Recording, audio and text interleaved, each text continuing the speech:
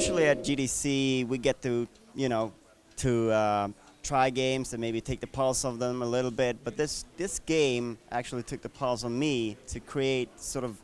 But I mean, explain to me to the viewers what is Nevermind. Sure, so Nevermind is a biofeedback enhanced adventure horror game. It gets harder the more scared and stressed you get. So you have to learn how to keep your cool while you're playing the game, otherwise the game will not be too forgiving towards you.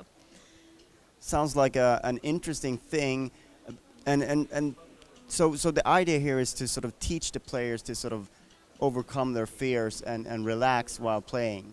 Exactly. So we want to create a game that is a really cool horror experience, something unlike anyone's ever played before. But it's also really important to us that the game teaches players how to manage their stress and anxiety on the fly, not only to be successful in Nevermind, but also successful in the real world as well.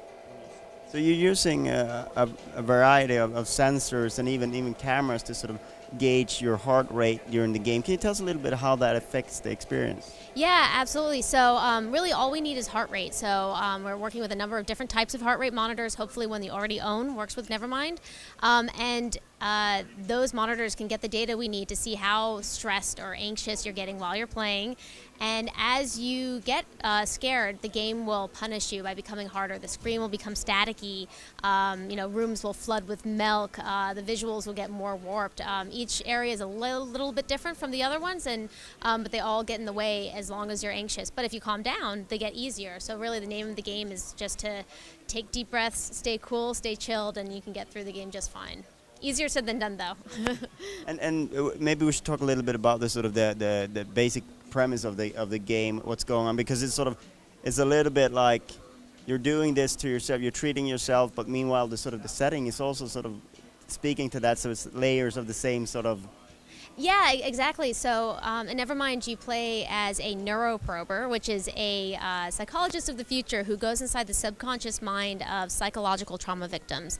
These are people who experienced something really horrific at one point in their life, and they just couldn't remember what that event was. It's been locked away in their subconscious mind and impacting their lives negatively. So you need to go inside that subconscious mind and unlock those memories. It's really a mystery game to determine what was that trauma, what was the event. There's clues everywhere, and if you're able to piece together the clues and figure out what the event is, the person can remember it and finally be able to recognize it and move on with their lives and hopefully go down the path towards healing.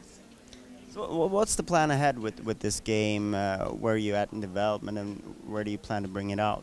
Yeah, so we are just a few weeks away from launching on Steam Early Access, which we're really excited about for Mac and PC. And we plan to fully launch for Mac, PC, Xbox One, and hopefully virtual reality around Halloween of this year. So it's trucking along, and we're really excited about how it's coming along. How will sort of virtual reality, what does that add to the experience, and will it be different in any way? Yeah, so the virtual reality obviously adds a whole new layer of immersion to the game, and we're really excited about all the ways you can mess with people's heads that way.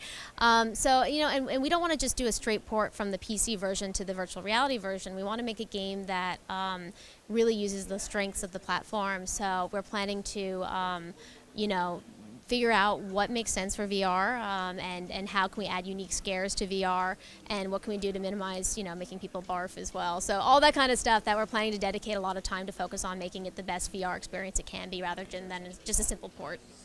All right. Thank you so much for your time. Thank you so much. I really appreciate it.